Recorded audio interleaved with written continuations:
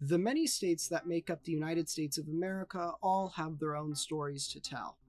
Some in particular are quite interesting in the respect that they used to be their own countries that decided to join the larger United States.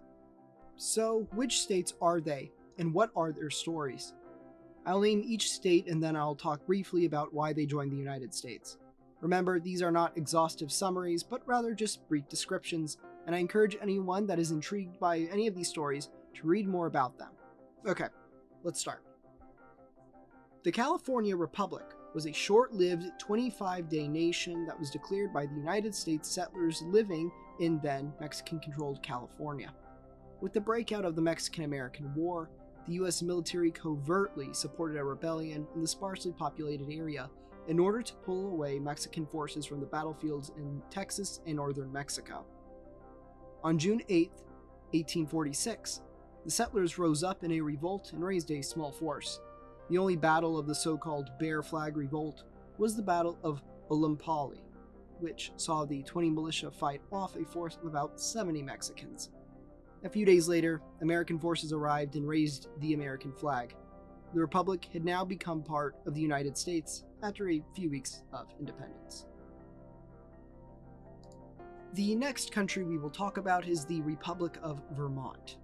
I have already had a video about when Vermont was a country, and I'll link it here, but I'll also give a super short summary for you. Vermont was formed from a few towns seceding from the contested territory of what was then British-controlled Quebec, the breakaway states of New York and New Hampshire during the American Revolution in 1777. Many of the people there fought on the American side of the war and saw themselves as Americans. The most famous person from Vermont was Ethan Allen, who led a party of men to help capture Fort Ticonderoga during the early stages of the Revolutionary War. Eventually, in 1791, Vermont joined the United States as the 14th state and became the first new state to ever join the Union that was not part of the 13 original colonies. Again, there is more to this story, and if you want to learn more, go watch the video I made about it.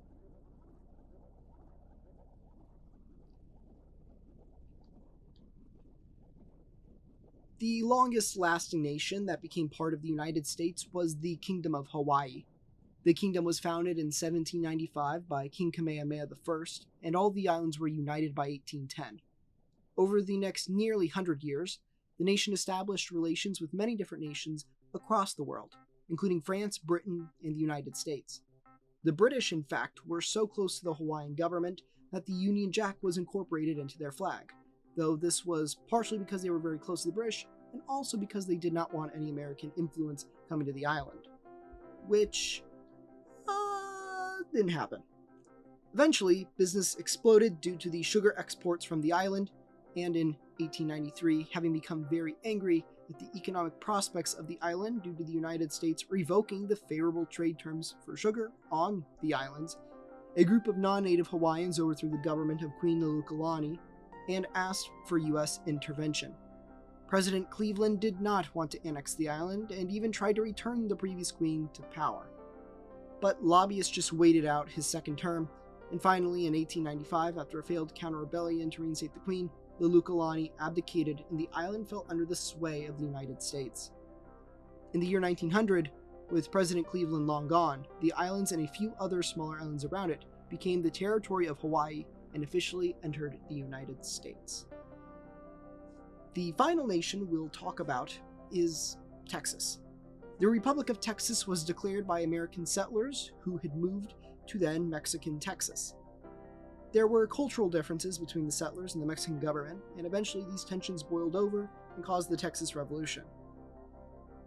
After the Battle of San Jacinto, the Republic became independent and lasted nearly 10 years until it was absorbed into the United States.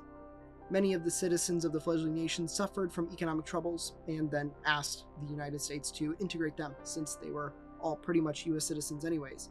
Mexico hated this, and eventually, the annexation of Texas caused the Mexican-American War. I also made a video about that, so if you want to learn more about that, it's right up there. I hope you all enjoyed this quick video. If you did, hit that like button and subscribe for more. I encourage you to go and read all about these once great nations that became part of the United States.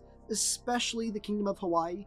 There is so much history there. It is incredibly rich, and I encourage anybody, look it up, read about it.